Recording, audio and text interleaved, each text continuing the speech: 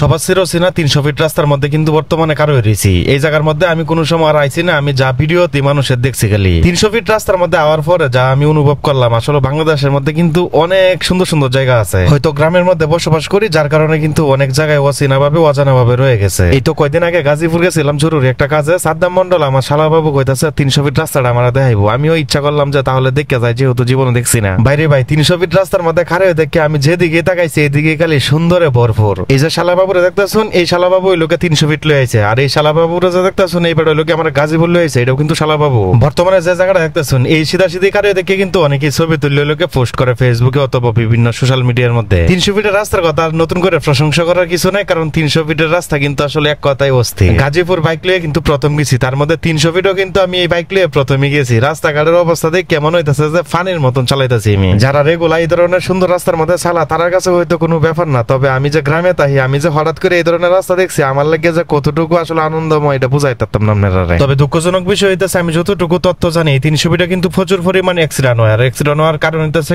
অতিরিক্ত গতির কারণে। কিন্তু এটা মনে রাখা উচিত, একটু উপভোগ করতে জীবনের যদি উপভোগটাই টোটালি একবারে বন্ধ হয়ে যায়, তাহলে এটা কিন্তু বড় ধরনের দুঃখজনক ছাড়া আর কিছুই না। এটা লাগে আপনারা রিকোয়েস্ট করুন, আপনারা যারা গাড়ি চালাইবেন অবশ্যই কিন্তু আপনারা ওই লোকের নিজের কন্ট্রোলে রেখে তারপরে গাড়ি চালানোর চেষ্টা করবেন। আচ্ছা, আপনারা এই 300 ফিটের রাস্তার মধ্যে খেলা গেলা ঘুরে গেছেন, অবশ্যই কমেন্ট সেকশনে কিন্তু লিখে জানাইবেন। আল্লাহ তাআলা আপনারা ভালো রাখ, সুস্থ রাখ, ফাঁসক্ত নামাজটা আদায় করুন। যে নামাজটা আদায় করলে কিন্তু ফেরেশতারা ঠান্ডা মানে ঠান্ডা করে বলবো। এটা তো আমার সব আপনার যত বড় প্রেসিডেন্টের ফলো হয় না করে।